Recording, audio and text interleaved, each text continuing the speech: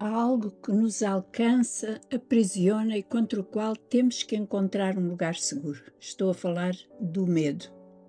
Há uns anos foi publicado um artigo que indicava os 10 maiores medos do ser humano, que é transversal a todas as pessoas, em todos os lugares. Na sua maioria são medos, receios existenciais que descrevem uma condição interior do nosso coração. E há uma outra lista, e esta mais específica, que há gente que tem medo de cobras, de falar em público, de alturas, de ficar fechado num lugar pequeno, tem medo de aranhas, de ratos, de andar de avião, de cães, sei lá. Consegues identificar-te com algum destes medos? E afinal, por que temos medo? O medo é uma emoção básica, uma sensação de alerta de extrema importância para a sobrevivência das espécies, principalmente para o ser humano. O medo é uma reação espontânea e natural inerente à nossa sobrevivência e livra-nos de perigos, situações que de outra maneira não teríamos como sair. Então, onde entra Deus nesta equação? Deve haver uma razão porque a Bíblia diz centenas de vezes: não tenhas medo ou não temas. Concluí, por pesquisa e experiência, que o combustível do medo chama-se dúvida. Oramos, mas parece que ficamos na mesma. E por fim começamos a perder a esperança e dizemos, cheios de dúvida: por que hei de continuar a orar se não há resposta? E aí o medo começa a controlar-nos, em vez de sermos nós a controlá-lo. E eventualmente isto acontece a todos. A história de Abraão é um exemplo vivo disto. Era um homem que foi chamado por Deus para sair dos caldeus, uma grande cidade nas margens do rio Eufrates. Ur era uma cidade das mais importantes do mundo antigo. Talvez vivessem nela cerca de 250 mil pessoas no tempo de Abraão. Havia ali uma grande universidade, uma biblioteca de renome.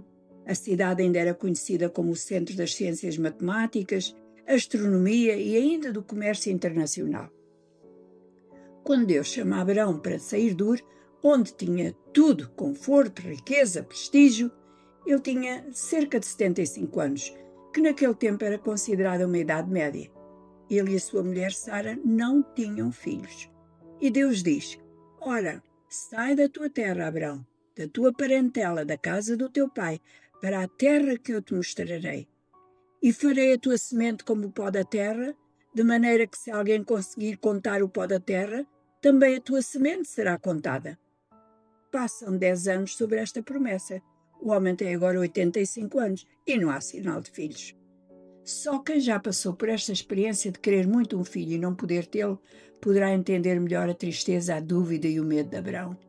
Mas Deus não parecia estar com pressa para dar-lhe um filho. Acho que é daí que vem o medo de Abraão. Os anos a passar, o corpo a ficar mais débil, Sara mais velha. Quanto tempo mais seria possível esperar? Porque tardava o Senhor? Teria Deus mudado de ideias? Haveria algum problema, algum pecado que impediu o cumprimento da promessa de Deus? E não são estas algumas das perguntas que fazemos quando o nosso desejo não é atendido? Mas Deus sabia exatamente o que o seu servo pensava e entendia o receio de Abraão. Então moveu-se para dar segurança a Abraão. O tempo do filho ainda não era agora, mas também não estava longe. E o Senhor diz-lhe: não temas, não tenhas medo. Eu sou o teu escudo.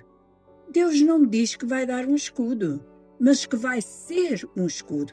E este escudo é onipotente, universal, eterno, um escudo que não pode ser destruído, tão forte como o próprio Deus. Então, se Ele é o nosso escudo, por que ainda tememos?